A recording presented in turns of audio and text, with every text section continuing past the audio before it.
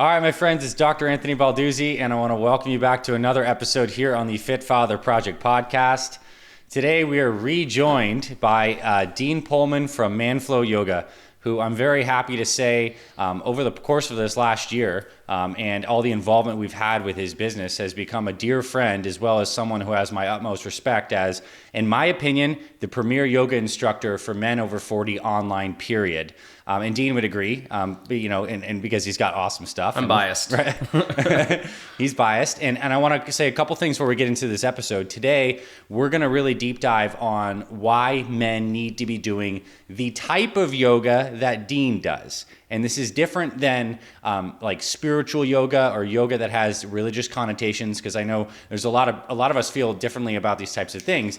Dean's not coming from this from any of that angle. He's coming from this from a background of being a collegiate athlete, being in physical therapy, and synthesizing all these foundational core postures into helping us be more mobile, strong, balanced, healthy, happy, connected. Like, it's just such a good thing. And in this episode, there's going to be some links in the description. One is Dean's YouTube channel. Like, highly recommend you check that out.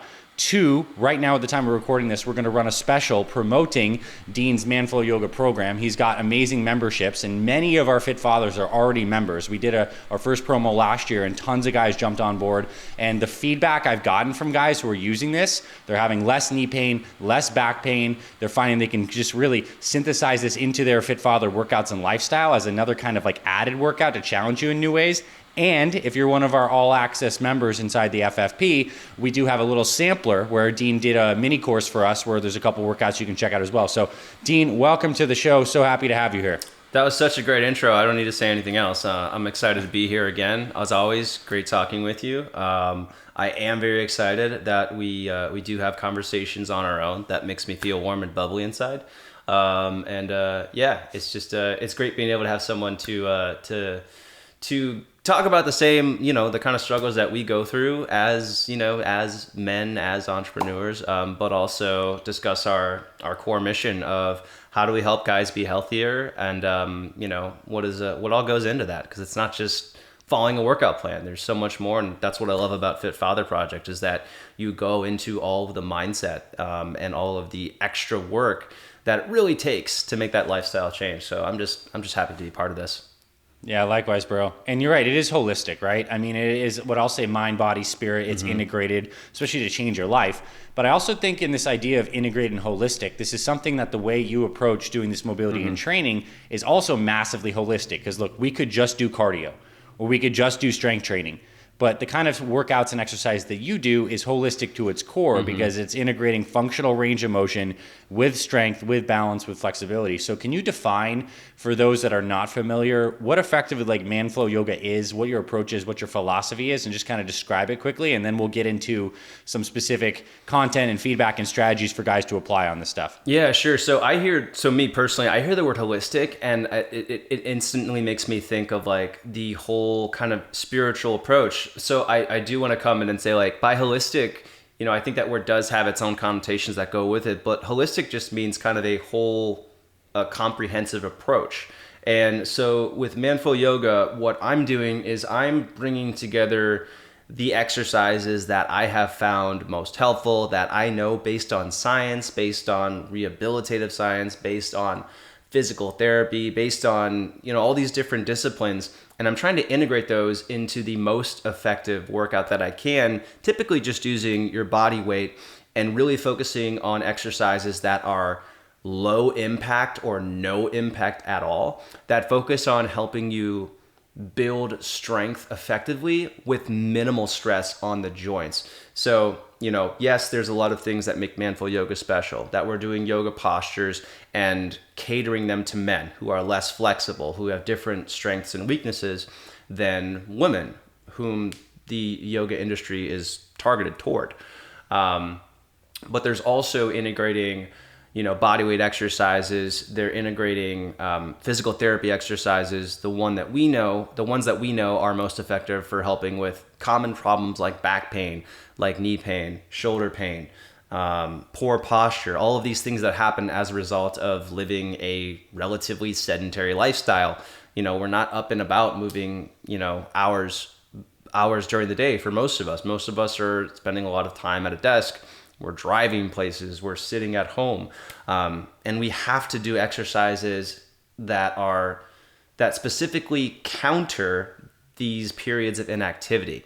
And so, manful yoga is not just the, the basic exercises that we need to be doing to build strength and mobility, so that we're just physically able to do the things that we want to do, so that we have a healthy amount of muscle mass, because that is strongly tied to longevity and just overall well-being. But also doing exercises to address, this sedentary lifestyle that we're living, to make sure that we don't have pain.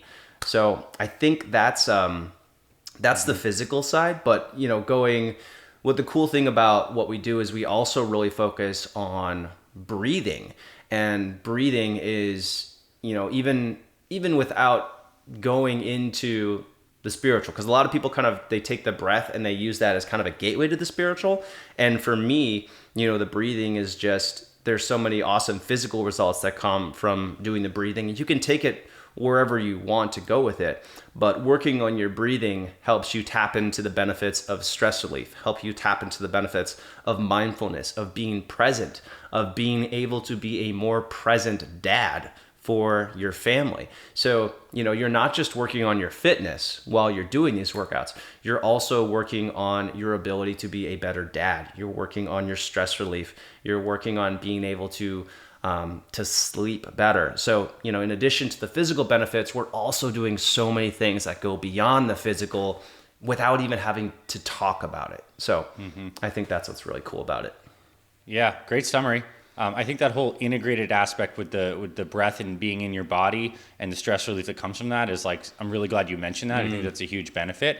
I also think what's fun about this stuff is, for those that are in the FFP community listening to this, we're doing a lot of different types of metabolic resistance training workouts, kettlebell complexes, dumbbell complexes, maybe some straight up heavier strength training and something like old school muscle.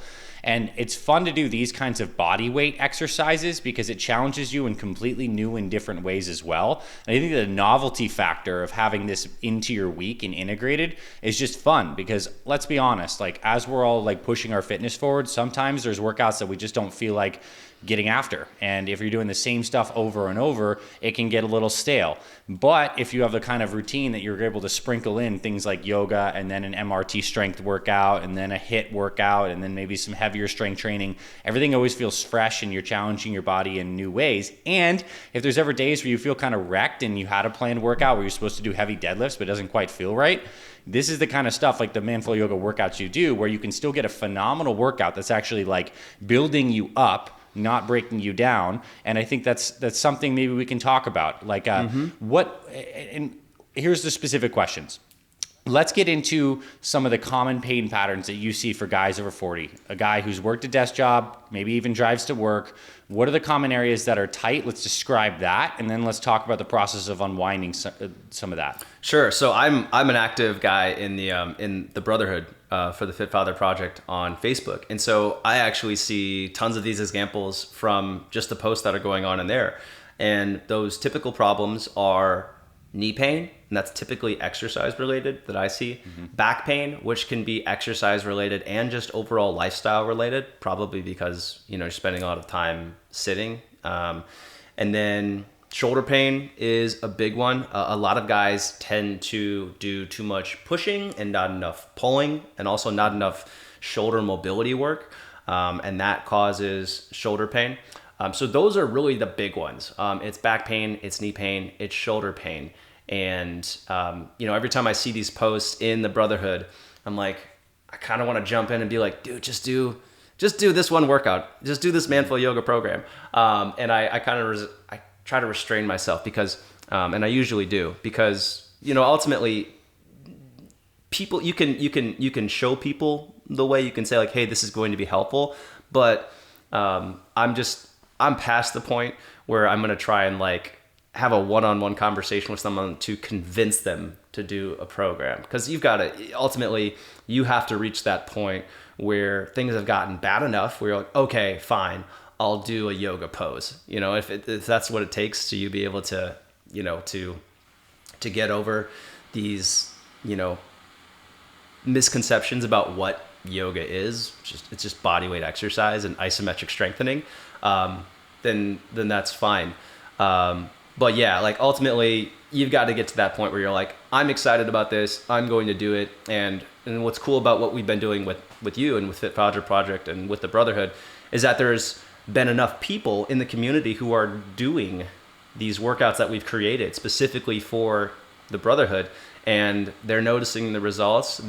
Sometimes they're like, hey, it's not as hard as a HIIT workout. And I'm like, well, yeah, it's not as hard on your joints, but we're doing a lot of really great strength work that is actually getting to the root causes of why you have knee pain while you exercise, of why you have shoulder pain while you exercise, of why you have back pain while you exercise. So like you said, we're doing things that are building you up, but somehow conversely at the same time restoring your body in the process. So I just think it's just a really great use of your time if your goal is improving your fitness.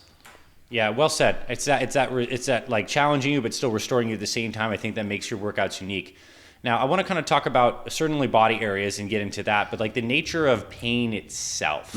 I'm a man who's experienced a good amount of pain, and I've brought it on myself through some silly things I did in my 20s. Yes, you with have. weightlifting and different injuries. I've had like over 10 surgeries, just crazy stuff, lots of broken bones. And I've learned a lot about pain. Sometimes the pain is like in a joint itself. Like you can have an arthritic joint that has breakdown of the integrity of the joint. Maybe you have a torn meniscus, you have cartilage damage, etc. That's a kind of pain. But I think most of us have pain that is a little different. It's honestly typically like tightness in muscles that are pulling things out of alignment or just not moving well. And all of that is controlled by our nervous system. Literally, like you could think of like subconsciously we're holding ourselves in patterns. And I think it's fascinating when we hear the stories of people under anesthesia that are normally very tight, but you get them under anesthesia, you can move their body and their limbs around like gumbo. Yeah. It's what does that tell you? Well, it tells you that we're actually creating this tension through the electric nervous system and we're holding these patterns. And I think what's cool is we actually need to retrain the body to feel like we're safe in certain motions and to unwind. And the way to do that is through motion, strength, and posture. So can you speak about the nature of strength and pain and weakness and pain and how these things are related and how guys can start thinking about this? Because I guarantee there's a lot of guys listening to this who are like, I have shoulder pain, and they think it's their shoulder joint. And maybe, but it could be all these different rotator cuff muscles, tightness, lack of mobility and sync. So let's speak into the pain, weakness thing and how the muscles are related and how we start to unwind this. Yeah, so I mean, the whole body is interconnected. So you could have a hip issue that is creating a shoulder issue. Like for example, your body kind of works in an X. So I could have let's say I'm having issues with my left shoulder, that could actually be caused by an issue in my right hip. So if my right hip has weakness, if it has a lack of mobility, that could be causing the shoulder issue. And, if we look at your back, a lot of people think, oh, my back hurts, so I just need to stretch my back, or I need to strengthen my back. In reality, what we need to do is we need to look at kind of the system as a whole. We're looking at back pain is caused by a lack of hip strength. It's caused by a lack of core strength, a lack of hip mobility, and a lack of spinal mobility. So instead of just looking at, I need to do one stretch to relieve back pain, no, you need to kind of do a system of exercises to work on strengthening your core, to work on strengthening your hips and improving the mobility of those areas. And what's kind of cool about a lot of the exercises that we do is that, I have people who have come to me and said, I've had chronic back pain for years, and they'll get through like one workout and say, oh, wow, my back pain is gone. I just had to do the right exercises. And I didn't realize that, my tight hamstrings were causing my back pain, or I didn't realize that I just need to use my core more and then my back pain will go away. So, a lot of it is just learning to understand how different parts of the body affect one another and how when you work on one thing that can help, the other area. And then a lot of it is just doing, the appropriate, and that's the big word, doing the appropriate exercises to start relieving pain. A lot of people want to shy away from doing exercise when they have pain. They say like, oh, I've got back pain, so, I don't want to start right now because I've got some back pain. So once it goes away, then I'll start doing it. But in reality, if you have back pain, you need to be doing exercises. And for most of us, as long as we're not dealing with like a significant issue, like multiple herniated disc. And a lot of actually men have herniated disc and they just don't know it. But that doesn't mean that you can't exercise. That just means that you have to do the appropriate exercises to help with addressing it.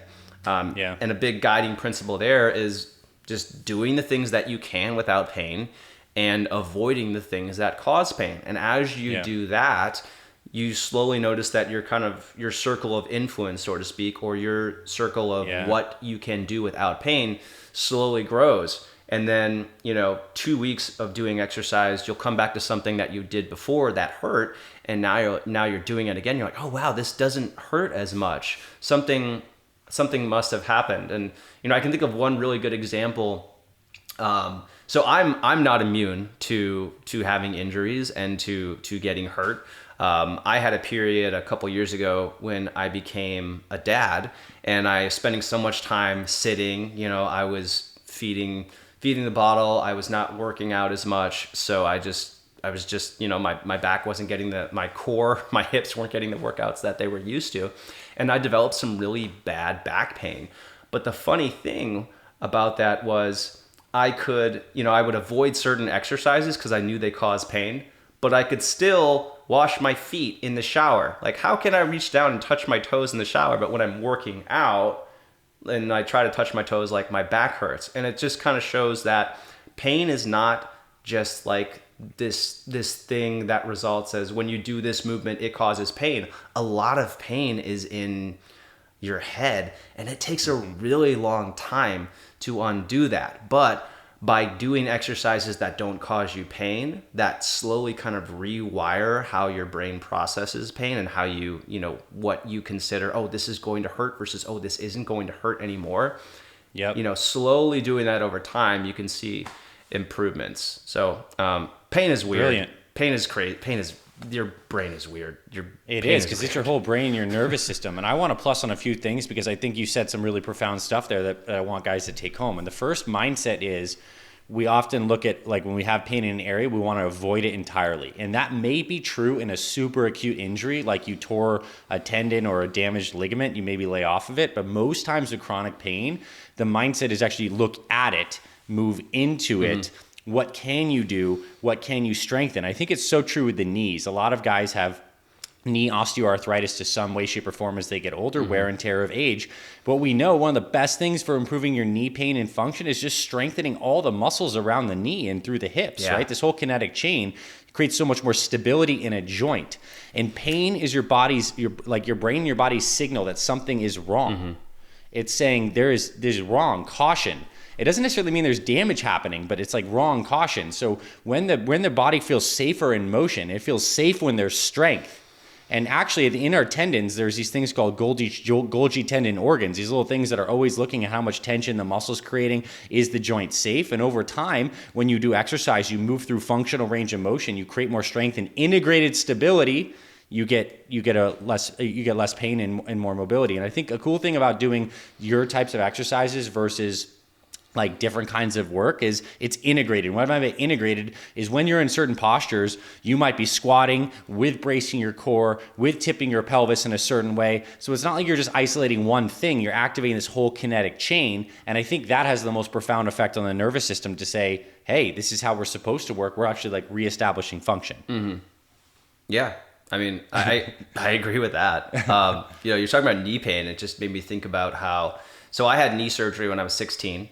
So if you've had knee surgery, I get where you're coming from. I understand it. It sucks. But I think what was interesting for me was back then I had this different view of how your body works. And I remember being 16 or 17, recovering from the knee injury and, continuing to have like little episodes of knee. I had what's called patellar subluxation, which means my kneecap just likes going in and out. And I just thought, man, I wish I had a better knee. Like, I wish my knee was better. I wish I didn't have these knee problems. And then as I learned about how my body worked, I realized like, it's like, yes, the knee is where the system is breaking down, but what's really happening is I have weak hips. I have weak hips, I have weak ankles, I have a weak core, which was like, for me at the time, I was like, I'm a badass athlete. I'm a lacrosse player, like I'm a collegiate lacrosse player. I don't have weak hips, but no. I did. And it was only because I started doing yoga, started going to yoga studios, which, by the way, I started on complete accident. I don't think I ever would have gone to yoga continually if I hadn't gone to this first one on accident. But I started doing these different exercises where I was forcing myself to engage these muscles that I hadn't been using in a long time. And then also realized there was some overlap between exercise, between the muscles I was working in yoga and some things that I had worked on in physical therapy over the years. And, finally I started getting out of my teenager brain and started thinking, oh, this is helpful. Like, oh, I need these exercises. Oh yeah, they're like, I'm not lifting a bunch of heavy weight, but this is still really good for me. And once I started learning that and integrating it, then I realized, oh, my knee wasn't the issue. I had weak hips. I had weak ankles. And so anyways, I think just learning about how the body, interacts with itself and understanding where weaknesses come from, that we need to work on the root of those weaknesses and not, necessarily just dive straight into, okay, I'll just need to strengthen my knee. Just where's the knee workout? It's well said. Well said. I also think relevant to this is like getting in tune with your body and starting to learn more about your unique patterns. And I think your Manflow Yoga exposes that. You'll find certain things that are very hard, and then it actually helps you shine light on areas you want to work on. And that also can help too if you find, man, this is always constantly tight or knotted up. Like, I'll speak for myself. I work on a computer, right? Like a lot of web stuff with Fit Father Project. I am right-handed, so oftentimes my right trap is like constantly in this weird position from using my mouse. I know that's a pattern, so I know I need to work on unwinding those things. And pressing on stuff, foam rolling is additional to this kind of work to really kind of unwind this whole system. And it also made me think of a quote from massage therapist told me this one time, and it completely relates to your story. It's like, where the pain is, the problem isn't. And I think it's not true in 100% of the cases, but in a lot of them, it certainly is. Now, let's talk about like the hips and the shoulders for a second, because I think when a lot of people think about these joints, they don't realize all the small, intricate muscles that are involved in internal and external rotation of these ball and socket joints, particularly the hips, right? A lot of us, we may be getting hip activation. Guys are doing squats, some deadlifts, some kettlebell swings, but they're not doing as much lateral hip motion as much, and like they don't understand the internal, external rotation. So let's talk about like some key moves for the hips, or even at-home assessments and stuff that people should look at, and then we'll go into the shoulders. You summed it up really well when you talk about guys who, yes, we're doing lower body exercises, right? We're doing deadlifts, we're doing squats. In reality, though, what's happening is when you do a deadlift, you are not just doing, one muscle. You're doing your hamstrings, you're doing your glutes, you're doing your core, you're doing your lower back, you're doing your hip muscles. And when you're doing a squat, you're not just doing your quads. You're doing your glutes, you're doing your core, you're doing your hips, you're doing your ankles.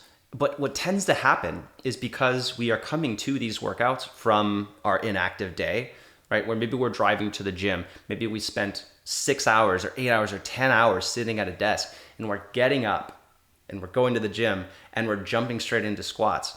And the only muscles that you're working are your quads, because you didn't do anything to get those glutes turned on. You didn't do anything to get your core turned on.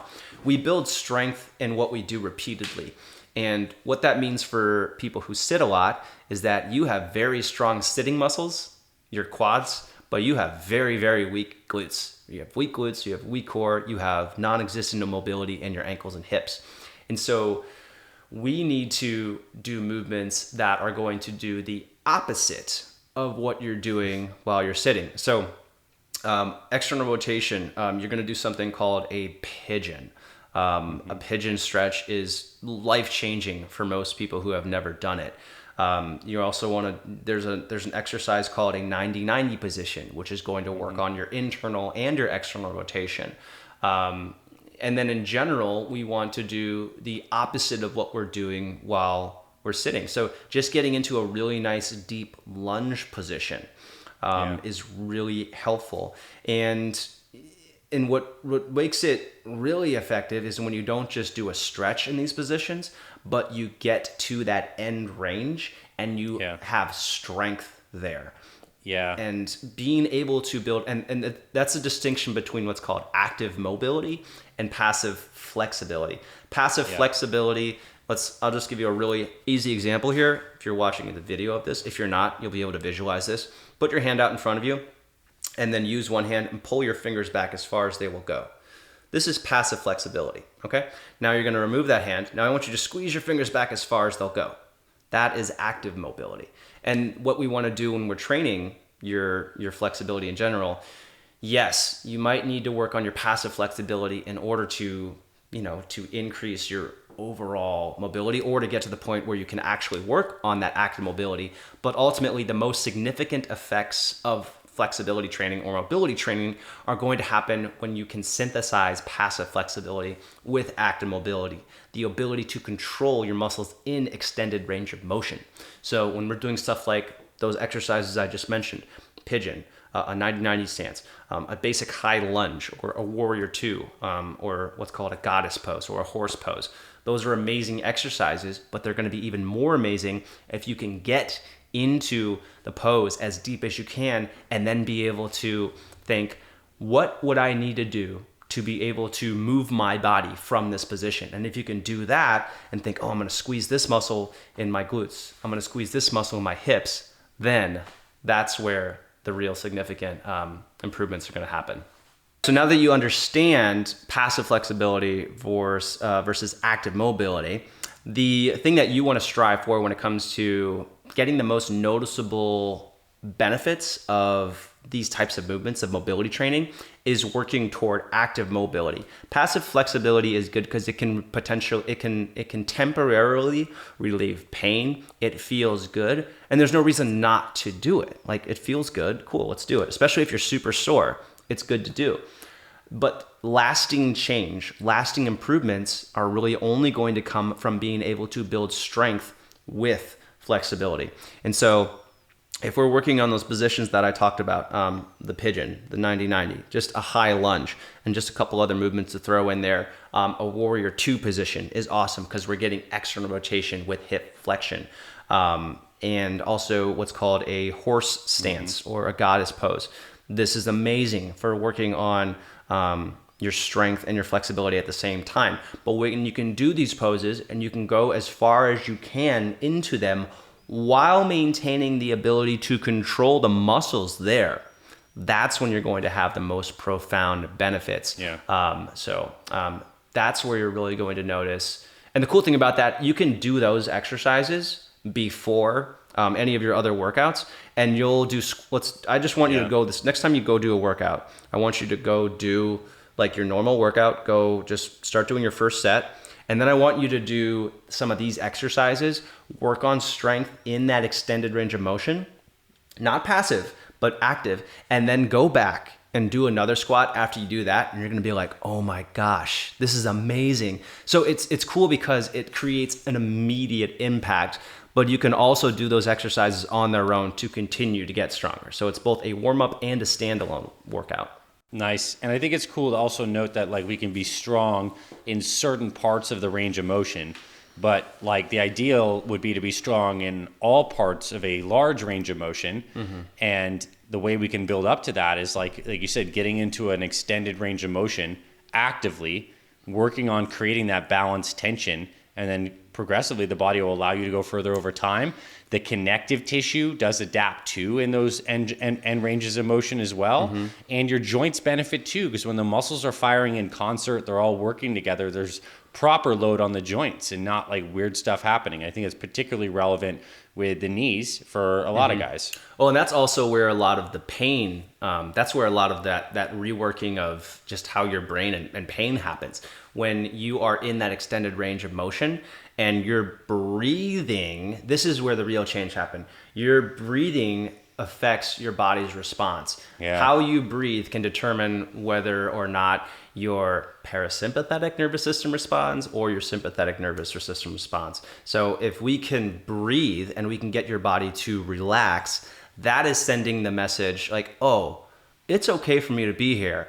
I'm not going to have a significant injury. I'm not going to have pain. And doing that repeatedly, getting into these positions and showing yourself through control of your breath that, oh, I'm okay here. That's when we can start to rework how your body or how your brain thinks about these certain positions, and hopefully over time moving away from pain and what might have caused pain in the past. Huge point, right? That, like, we know when people are stressed out or panic attack, they're hyperventilating, shallow chest breathing through the mouth. And then we have this other kind of like conscious, maybe longer protracted, probably some through the nose breathing, that is so much more safe. It feels safe. It feels relaxed. It's the kind of breathing we do before we go to sleep. So it makes sense that that's the breathing that's going to tell the nervous system it's okay. So on that note specifically, how should people breathe if they're doing something like a horse stance, which let's say that's like, that's something that people don't know to visualize, like that wide martial arts style stance where the hips are in external rotation and the spine is nice and lengthened. How should people breathe in these kinds of postures? Or even like, how do you suggest people breathe when they're moving through active strength stuff? So the kind of the popular term for what this breathing is, it's called diaphragmatic breathing, which if you'll talk with my friend who I've had on the podcast a few times, Brian McKenzie, who is a breath specialist, he says diaphragmatic breathing is a stupid term because everybody breathes with their diaphragm. But popularly speaking, we understand this term diaphragmatic breathing as what would be the proper breathing here. And what we basically mean by that is getting ourselves into a neutral position, so the natural S curve of your spine, and being able to breathe evenly in all directions from the base of your spine. So from the very base of your spine, below or right above your privates, right behind your penis. So from the very base of your spine, all the way up through the ribs and expanding evenly in all directions as you do that. The easiest way to be able to practice this is to get down on the ground, put a pillow or a foam roller underneath your knees, lie flat on your back. If you need to put a pillow or a yoga block or just something behind your head to make sure that your head is comfortable, you can do that. But then as you're in that position, relaxed on the ground, you're going to breathe, again, from the very base of your spine, expand in all directions, the front, the back, and the sides, and then try to breathe in all the way up to the chest. You're not puffing out your chest. You're not lifting your shoulders as you breathe. You're just expanding in all directions and kind of picturing like a wave, starting from the very base of your spine, going up to the ribs, and slowly releasing that air. And you're breathing as slowly as you can while you do this. I would start with, let's just start with a 4-second inhale and a 4-second exhale. But if you're lying down on your back, you should be able to increase that, and that'll all depend on your fitness level, but you should be able to increase that drastically, even just in the time that you spend doing those breaths on the ground. And I would say start with 10 breaths, and then you can, if it feels good, keep doing it. But the cool thing about learning how to breathe like that is that it's not just something that's going to help with these poses that we're talking about or just exercise. It's also a tool that you learn to manage your stress. So if you do these exercises in the morning, you do them midday, you're going to have a much better response to when the inevitable stresses of life come up. That's basic. You can practice what's called box breathing is a really easy way to do that. And you can do this while you walk. So box breathing is inhaling for X amount of seconds, pausing at the top of that inhale for X amount of seconds, exhaling for X seconds, and then holding the exhale for X seconds. So a good number to start with is 4. Inhale for 4 seconds, pause for 4 seconds, exhale for 4 seconds, pause for 4 seconds. And you can do that while you're standing. You can do that while you're sitting. You can do that while you're going for a walk. But just starting to be aware of your breathing and practicing that is going to, that's just going to kind of get the ball rolling. Nice. That was like, I hope people took that to heart, what you just shared. And I hope that throughout people's days, that as a little work break to get up from prolonged sitting, you maybe just lay down on the floor and practice on the different quadrants of the breathing. And something that I found as I got more serious about that personally is I found that I wasn't breathing symmetrically. Like due to some inhibitions, tightness and weakness, like my right side posterior, so the back right quadrant, was not expanding nearly as fully as the other quadrants. And like once you notice that, you can consciously work into changing that. And as you're doing that, the nervous system is resetting, and you also get to see which areas are tight and weak. And over time, it becomes like a new habitual way of breathing. Here's another fun game. Now that everyone's kind of listening to this right now and they're interested in consciously focusing on their breathing, next time you're out in public, if you're sitting somewhere, airplane, restaurant, somewhere, watch how most people breathe or watch how many people breathe. You're going to see so many different types of breath. You're going to see a lot of people breathing very rapidly. You're going to see chest and shoulders rising. You'll see some people that are breathing beautifully and nice expanded, but just start to observe how people breathe too. And then it'll become even more in your awareness, and you're going to focus on it more too. So, Dean, you smiled when I said that. I'm sure you walk around all the time being like tight ankles, incomplete breathing. Oh, no. Not out of judgment, but just you probably notice these things. The thing that I notice a lot, I notice when people have shoes on that like are terrible for their particular feet mobility. So I notice people when they're wearing like minimal shoes or like a flat shoe, and they have zero arch, and they're just like their arch of their foot and the arch of their foot and the ground have become one. So I noticed that. I notice when people are running, and I look at people who are running, and I'm just like, I really hope that you enjoy running, and you're not doing that because you think that's the only way to lose weight. So I do think about that stuff, but. Honestly, when I'm walking, I'm so focused on my own breathing and my own body that I'm just like, are my ankles doing what I want them to do? Like, how's my posture? And, just touching on the breathing thing one more time, it's something you can practice at really any time, anywhere. So yes, you could look around and check what other people are doing, out in public and see how they breathe. And you can also just remind yourself, hey, I remembered that I'm supposed to be more aware of my breathing. Let me take a nice deep breath here. Let me reset my posture. Let me take a big breath in and out of my nose. And something that I consciously do is whenever I notice that I'm tensing my shoulders somewhat, whether I'm at home because, I'm worried that I am not doing enough for my home life, or if I am, out and I just got through a busy intersection and I had to like pull out in front of traffic in order to get there. I take account of how is my body feeling. And whenever I notice like, okay, my shoulders are a little bit tense, I relax the shoulders and I focus on my breathing. So I'm not just setting aside time during the day to work on my stress relief. I'm integrating that into my day so that I can continually work on relieving my stress. So it's like mindful yoga is like not just routines, although the routines are fantastic. It's an awareness practice constantly. Right. As you practice the routines, your body, as you practice the routines, you develop the ability to take that into everyday life. Mm-hmm. Yeah. What really powerful. I mean, and very fun. Like it could be a new like low key hobby to like help your body feel and move better and just be more aware of how you are. And we're adding more awareness to, how our body's moving, and awareness almost always drives change. It's where awareness goes, energy flows. And if awareness is where it all starts. Yeah. Right. So huge. Yeah. And then I think you mentioned the neck, and I think I want to go there for a little bit because it is a very place where we literally hold our emotions and our tensions. Like the tightness that happens, it's constriction, it's protection. It's the nervous system being like, this is scary, this is dangerous. And many of us unconsciously live in that kind of state and pattern. We have tight traps. We have this. We're also looking at our phones, or our kids are looking at our phones. We have constant cervical flexion, and is this the modern human? Are we just going to be like stressed out, no neck, forward flexing like little goblins with phones attached to our eyeballs? Like what do we do about this? Yeah, I love that. I love that graphic of like the evolution of human going from like bent over and like walking on all fours to going upright, and then the next stage is like bent over and looking at your phone. Like that's where we are as humans.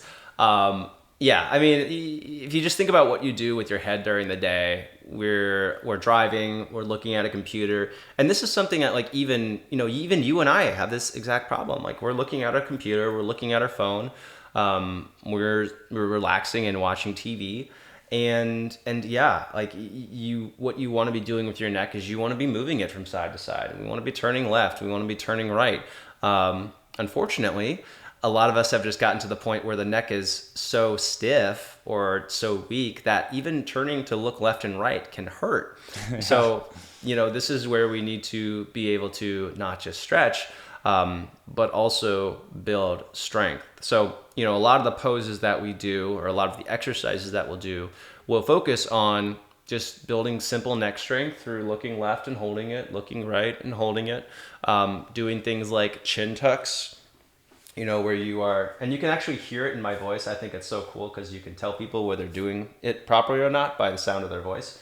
So I'm sitting upright or standing or whatever. You're going to pull your chin in toward your throat, and you're going to notice that your voice gets really weird because you're just chucking your whatever. Yeah, we should do a whole podcast episode like this. But doing chin tucks is really important, and you'll kind of feel that muscle in the back of your neck working because most of us spend a lot of time with the head out in front. That muscle gets weak, so it's strengthening. And then from here, maybe looking up and over to the left, up and over to the right. And just these little movements with the neck can help with strengthening it. And one really cool exercise that I like doing a lot actually is when you're driving and you get to a red light. Notice that I said, and when you get to a red light, push your head into the chair seat and then turn to the left and then turn to the right. And what you're doing there is you're creating resistance because you've got the force of your head pushing into the car seat. The car seat's pushing back on you, and then you're turning left and turning right. And that is one of the easiest ways to relieve neck pain. By combining that strength and combining the flexibility. Because a lot of us will have pain doing passive movements, but if we can add strength somehow, if we can get the muscles working in that movement and then try a passive movement later on, that can relieve pain. So if you're having pain in passive movements, you want to work on doing that movement in a way that there's resistance somehow. And then building strength there, you can do that passive movement without pain. Nice. Amazing. Super well said. And I think that same concept, at least in my experience, applies to the shoulders too.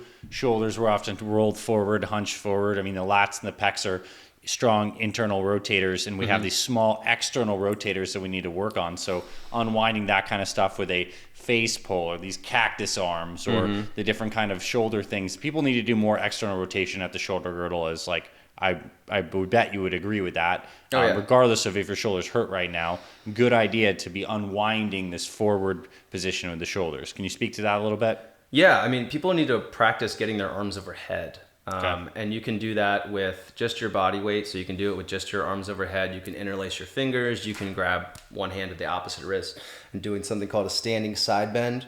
Or doing standing back bend. If you want to add a little bit of resistance, you can hold a block between your hands as you're doing that. You can hold on to a wall or like a bar or something as you're doing those holds. But again, you want to be doing those things and then being able to get into that extended range and think, okay, how do I squeeze my muscles in this position? And that's what's going to help. So specific poses that are going to help with that. Down dog, right, which is the one, if you ask anybody to name a yoga pose, down dog's gonna be like, well, I've heard of one, it's called down dog, right? So down dog is really great for that. It's challenging for most guys because we just don't have that overhead shoulder mobility. So a down dog is awesome. A more relaxed version of that is called a child's pose. And that's a really good one for working on the breathing that we talked about before.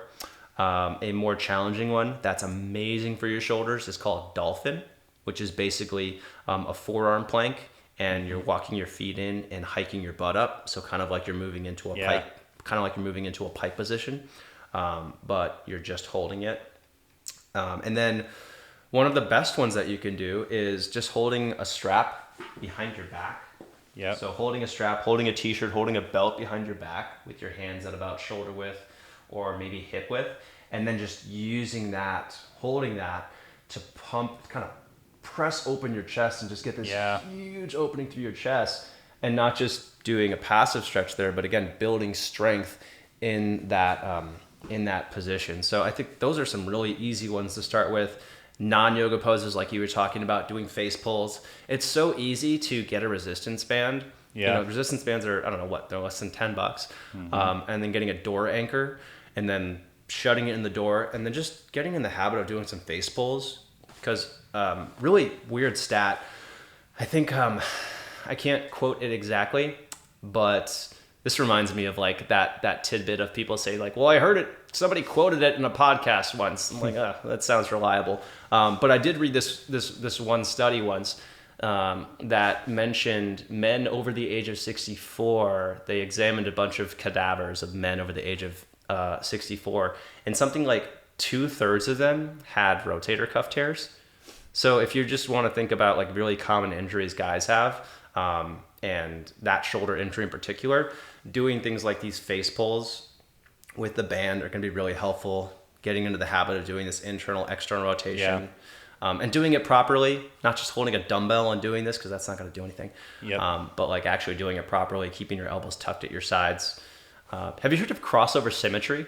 I actually have the anchors in my garage. I have a whole setup. That thing is awesome. I didn't mean to plug a product, but like I love crossover symmetry. I think what they do is awesome. They're like stretchy cable. They're like really good, high quality cables of different strengths that you can anchor to something and do all sorts of these kinds of motions. And they have a little program for it. Yeah, they have like a little print up laminate thing that you could just hook on it and you just go through it. It takes about 15 minutes. But like if you're looking to fix your shoulders, like dude, that thing is awesome and so easy to use.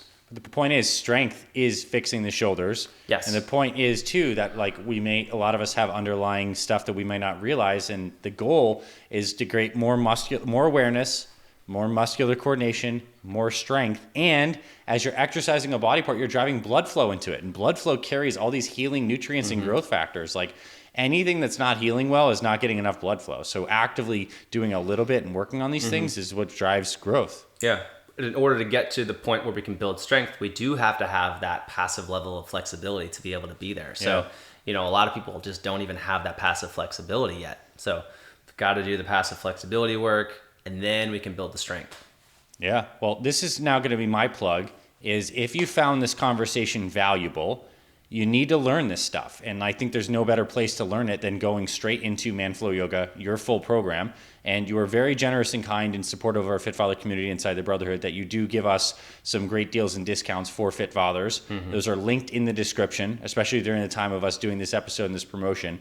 And we promote Dean specifically like this several times per year because we want his guidance in the community. And we just would love for every single Fit Father to also be in Manflow Yoga, because this is the kind of complementary stuff that works so well. And if you took one or two of these things and then you actually committed to practicing them, you're going to see benefit. And then if you go into the learning journey of hopping into a couple of Dean's workouts, you can integrate this stuff so seamlessly into your routine.